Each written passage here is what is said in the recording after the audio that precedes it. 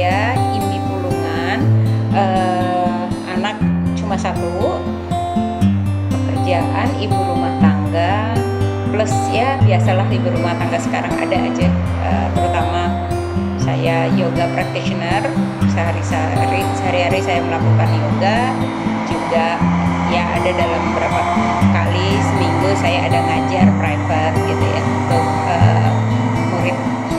Kemudian lebihnya saya punya ketertarikan juga terhadap hal-hal yang berbau natural atau nature, seperti mungkin makanan sehat, kemudian juga hal-hal yang seperti essential oil.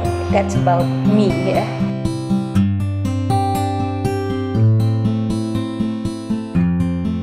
Kalau ditanya mengenai menyusui, dulu saya punya alasan atau motivasi untuk menyusui itu karena memang dari dulu saya selalu tertarik sesuatu yang berbau alami gitu ya. Artinya kenapa manusia itu diberikan yang namanya organ tubuh seperti ini, pasti ada fungsinya dan tentu itu yang saya harus gunakan.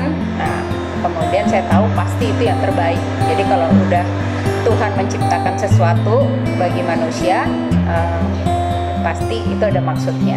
Jadi itu salah satu yang saya motivasi saya untuk memberikan yang terbaik buat anak saya. Kenapa saya menyusui anak saya? Itu alasannya. Dan kemudian ya namanya pengalaman menyusui, karena itu anak pertama, saya nggak punya pengalaman sebelum-sebelumnya.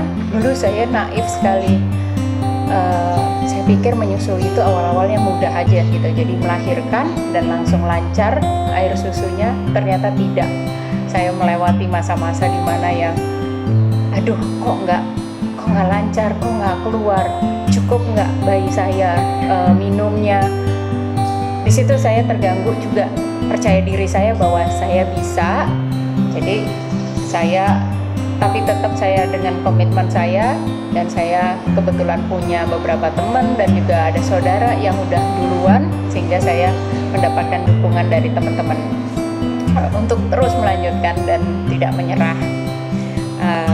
Jadi dibilang lancar atau dibilang semuanya berjalan dengan smooth waktu saya awal-awal menyusui, tidak gitu. Apalagi waktu saya datang berapa bulan bayi saya usianya udah berjalan kira-kira 3,5 bulan, datang ke dokter anak, dokternya bilang bahwa anak saya underweight dan dikatakan bahwa ini harus diberikan tambahan susu formula. Nah, di situ saya tidak tinggal diam juga, saya tidak mau menyerah.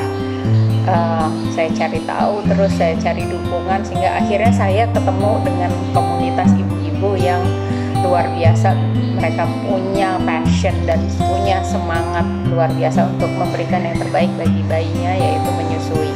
Dan di situ karena saya mendapatkan dukungan, dan kemudian saya juga belajar dari pengalaman bahwa kenapa sih air susu kita itu mungkin sepertinya sedikit, dan sebenarnya itu ada unsur juga mind over the matter gitu, bahwa semua yang ada di pikiran kita itulah yang menjadi satu kenyataan. Jadi saya memang harus mengembalikan mindset saya bahwa saya cuma bisa bilang bahwa saya bisa.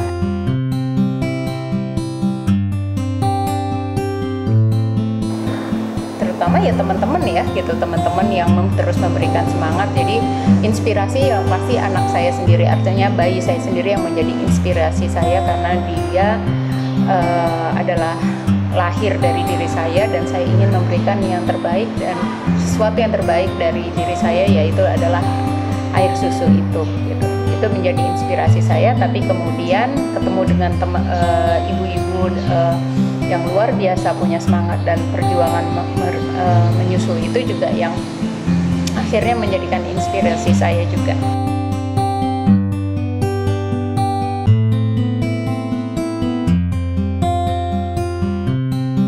Ya, saya udah jelaskan juga mengenai tantangannya. Yang saat-saat yang menjadikan kebahagiaan selama menyusui sih udah pasti ya, ketika melihat anak dari cranky, dari yang mulai lapar, nangis, terus kemudian ketika kita setelah menyusui melihat mukanya kenyang, terus kemudian tidur, itu adalah saat-saat yang paling membahagiakan. Dan kemudian ke dokter dilihat bahwa pertumbuhannya baik, berat badannya bertambah, itu adalah saat-saat yang paling luar biasa gitu. Jadi segala keletihan yang kita lewatin waktu itu, saya lewatin waktu itu tuh langsung kayak terobati. Dan pastinya udah kita tahu, ya namanya punya bayi, mau nggak menyusui juga harus tetap bangun pagi, itu udah menjadi bagian dari kita dan kita nikmatin saja waktu itu.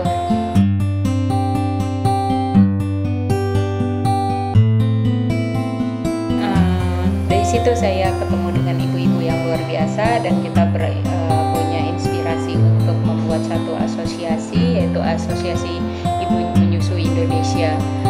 Nah, saya mungkin waktu itu aktifnya mungkin kurang lebih 1,5 tahun, hampir 2 tahun. Setelah itu mungkin anak saya bertambah besar dan saya udah mulai kembali ke aktivitas yang sebelum saya lahirkan saya memang sudah sibuk. Jadinya tidak terlalu aktif lagi di AIMI. Tapi kalau mau lihat AIMI sekarang, wah, saya luar biasa sekali, karena semangatnya tidak pernah putus dari sejak mulai mendirikan AIMI ini. Saya tetap mengikuti perjuangan masing-masing dari individu yang di dalam AIMI, baik yang dari sebagai foundernya maupun yang berikutnya bergabung. Saya lihat luar biasa kompak dan semangatnya luar biasa. Jadi saya sih salut ya gitu. Dan saya bangga bahwa saya bagian dari itu, walaupun saat ini mungkin saya kurang aktif gitu, tapi doa dan dukungan moral tetap saya berikan.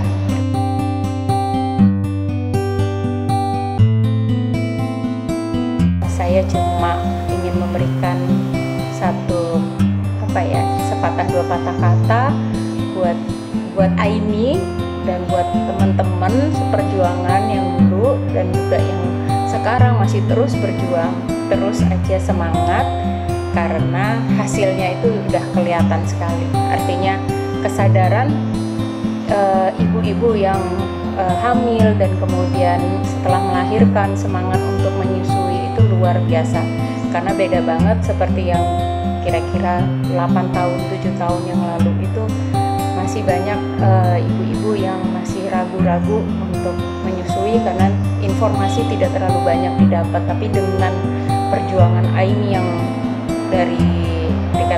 saya dikatakan ya 7 tahunan ya gitu, kurang lebih 8 tahun itu luar biasa, sehingga akhirnya mudah informasi-informasi yang didapatkan, dan ibu-ibu yang emang berniat untuk menyusui punya rasa percaya diri karena mendapatkan dukungan moral dari sesama ibu menyusui.